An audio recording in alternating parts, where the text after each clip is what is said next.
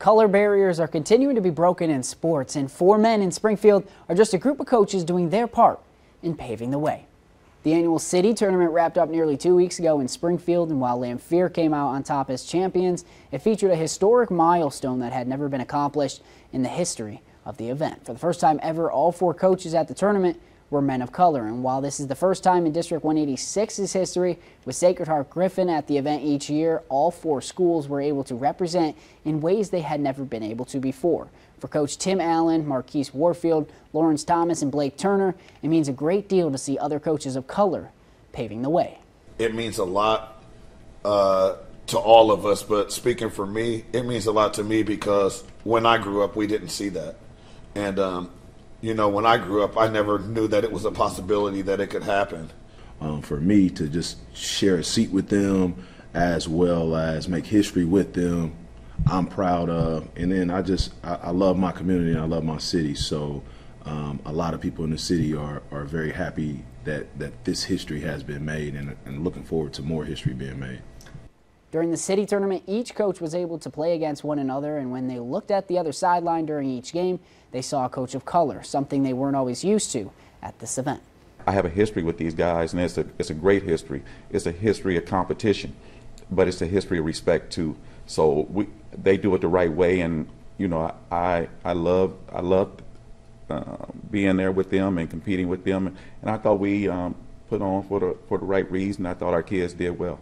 Throughout their history of playing basketball and coaching together in the Springfield area, this group of 4 men have been able to create a bond off the court that goes beyond basketball. I think we just want to be the best coaches that we can be. We can lose to each other and we can talk right after the game. It's like, you know, there's no, I got to be better than Blake, or I got to be better than LT, or I got to be better than Marquise. I got to be the best I can be. And we can celebrate each other's victories. You know, I'd probably hear from them first after a big victory. Or, you know, I was at every single game when they made it. I can tell you some of the stuff they did when they celebrated because it excited me, because I got to see somebody who looks like me succeed. The 4 coaches hope they can do their part in inspiring players and even future coaches to accomplishing their ultimate goal on the court. These kids need us, and they don't need half of us, they need all of us. And we need to show the younger generation of coaches that there's a love for the game that you have to show and that you have to have in you to be successful at this job. And that's just what I want them to know, that everything that I do from the heart. Like Coach LT always says, you have to get out of your own way and let the kids have their way and then just lead them. And I think that I've learned how to do that, and I try to succeed at doing that. And that's what I try to teach the other coaches that I'm in contact with. And with an increase in coaches of color across the area over the years, they did want to give their respects to another coach outside of the city tournament in District 186 that has helped create a path for other coaches and players across the area. Another person I'd like to acknowledge is Tyvis Gardner at Calvary.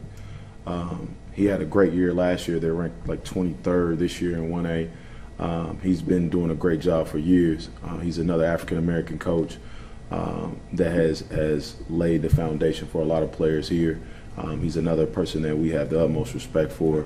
Thank you to all 4 of those coaches for sitting down with us. We will have more on these coaches and how they have continued to pave the way for the future generation up on our website. That'll do it in sports. I'm Dante Furco.